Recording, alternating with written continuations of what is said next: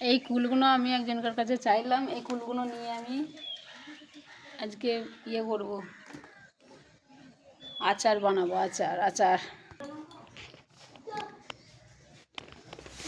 এই যে বন্ধুরা দেখুন, কুলের আচার, সর্ষে বাটা, জিরে বাটা, লঙ্কা বাটা,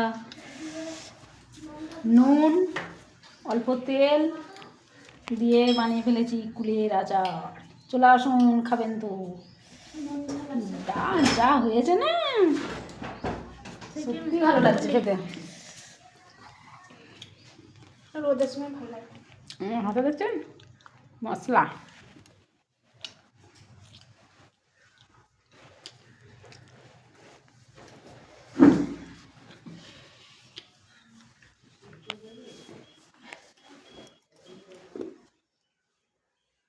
আর একবার দেখিয়ে দিই বন্ধুদেরকে। বন্ধুদের জিভে জল